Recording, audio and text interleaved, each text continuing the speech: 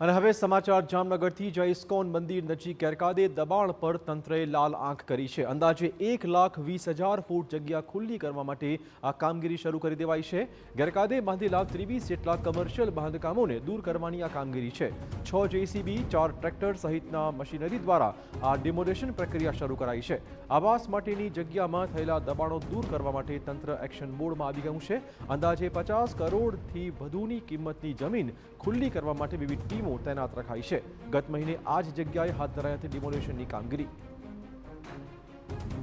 जामनगर महानगरपालिका द्वारा फरी दबाण हटावવાની કામગીરી શરૂ કરવામાં આવી છે। ઇસ્કોન મંદિર નજીક આવેલા રોડ પર લગભગ જે કોમર્શિયલ 54 જેટલા જે દબાણો છે તેને દૂર કરવાની હાલ કામગીરી ચાલી રહી છે।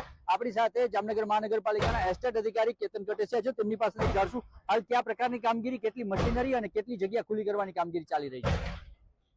હાલે જામનગર શહેરના રાજકોટ રોડ ખાતે જે ઇસ્કોન મંદિર પાસેના રેવન્યુ સર્વે નંબર 382 પૈકીની 11,144 જેટલી જમીન આજે દૂર કરવાની કામગીરી ચાલી રહી છે।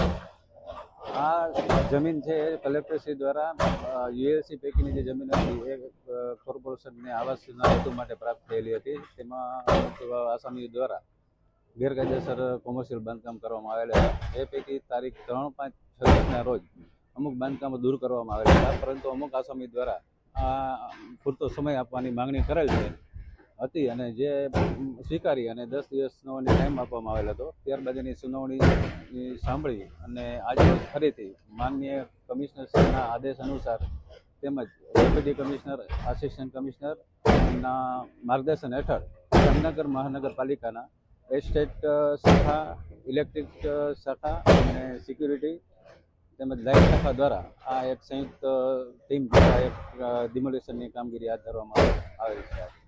જામનગર મહાનગરપાલિકાની વિવિધ ટીમો દ્વારા અંદાજે 6 જેટલા જેસીબીની મદદથી અંદાજિત 50 કરોડની કિંમતની આ જગ્યા જે છે તેને ખુલ્લી કરવાની કામગીરી હાલ ચાલી રહી છે। આવનારા સમયમાં અહીં આવાસનું નિર્માણ થાય તે પ્રકારનું આયોજન તંત્ર દ્વારા કરવામાં આવી રહ્યું છે।